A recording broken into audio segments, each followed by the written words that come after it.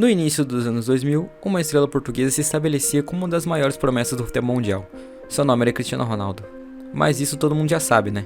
Mas o que a maioria não sabe é que o ídolo do Real Madrid não era a maior promessa do país na época.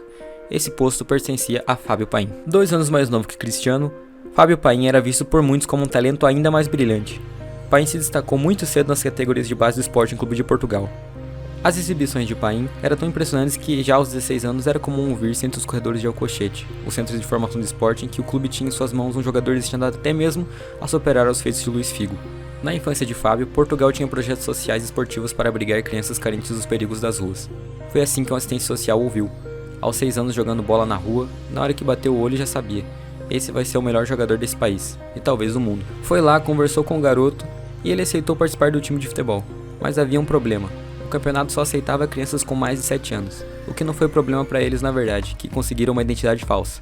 Assim o garoto começou a sua jornada no futebol. No torneio todos ficaram impressionados com o desempenho de Fábio. Quando souberam sua verdadeira idade, seus feitos foram ainda mais impressionantes. No torneio do outro ano, a equipe enfrentou a base do Sporting de Portugal, conhecida por revelar grandes nomes como Quaresma, Futre, Figo e, é claro, Cristiano Ronaldo. Obviamente, Fábio se destacou e chamou a atenção dos treinadores do Sporting, que imediatamente contrataram um menino, que entraria para a academia no fim da temporada. Assim, no ano seguinte, Paim chegou à base do Sporting tendo destaque, e as comparações com o menino que havia chegado da Ilha da Madeira começaram. Ninguém mais, ninguém menos que Cristiano Ronaldo. Porém, a conclusão final de todos era que Cristiano era muito bom, mas Fábio era muito melhor. Os anos se passaram e Paim se destacando cada vez mais.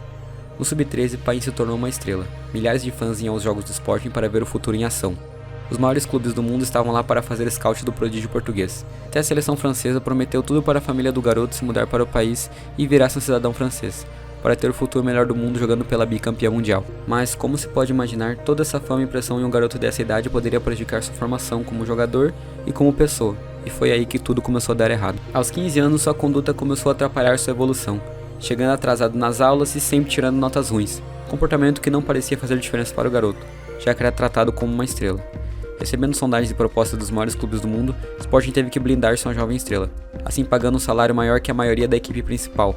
Então, aos 15 anos, Fábio começou sua vida de luxo, comprando uma mansão e carros caros. Fábio já tinha 10 carros que nunca teria sonhado em ter mesmo antes de tirar a habilitação. Apesar disso, o jovem ainda conseguia performar seu futebol acima da média, fazendo 28 gols em 29 jogos, mas acabou lesionando seriamente o joelho. Sem ter o que fazer além de se tratar, Fábio fez cirurgia e voltou após meses. Mas não era o mesmo jogador, seus números eram uma fração do que eram antes do corrido. O que fez a pressão da diretoria e da torcida aumentar e se transformar em uma preocupação, o que certamente afetou Fábio e seu futebol, que cada dia que passava, diminuía. Os anos foram passando e agora em 2007, com 19 anos, mesmo com passagem na seleção de base, o Sporting não acreditava que Paim estava preparado para dar o próximo passo e se tornar um jogador profissional.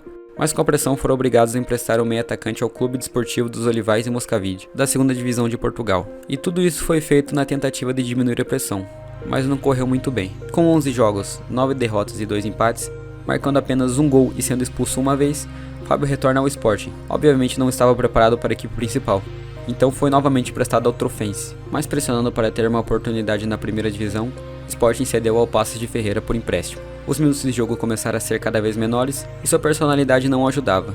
Não era nem sombra do que se esperava na idade, mas a fama que ainda restava o conseguiu mais uma grande oportunidade. Felipão, após uma passagem de sucesso na seleção de Portugal, se tornou o treinador do Chelsea, assim trazendo nas malas alguns atletas portugueses como Deco e Quaresma, e Paim como um empréstimo com opção de compra. Tudo parecia finalmente se encaminhar para uma história de glórias de um talentoso jogador, mas infelizmente não foi o caso. 3 meses de Chelsea e só tinha jogado pela equipe B do clube inglês. Irritado, pediu sua volta para Portugal ao seu empresário Jorge Mendes. Treinou com a equipe do Rio Ave, mas decidiram não manter o jogador, assim ficando sem clube até o fim da temporada. Ladeira abaixo, aos 23 anos foi emprestado ao clube de 3ª Divisão Real Massamá. Não conseguiu performar e assim teve seu contrato encerrado com o Sporting.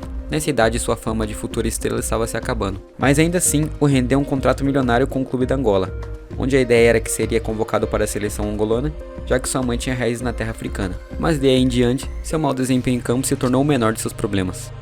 Após mais um fracasso na Angola, rodou o mundo. Foi ao Catar, China, Malta, Lituânia, Luxemburgo.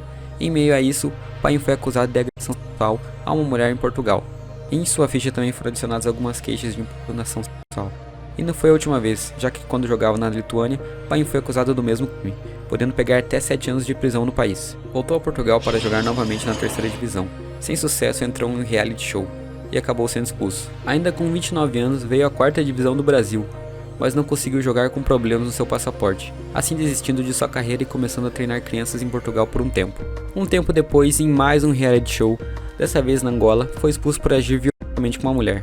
Esse cara não se ajuda também. Para finalizar essa triste história de um grande talento que se perdeu em meio a esse mundo, em 2019 foi preso por tráfico de drogas. Foi pego em flagrante portando cocaína, uma faca, uma tesoura e uma balança de precisão. Não poderia ser mais óbvio, né? Essa história reforça a importância de um acompanhamento cuidadoso dos jovens talentos, não apenas em seu desenvolvimento técnico, mas também em sua formação como indivíduo.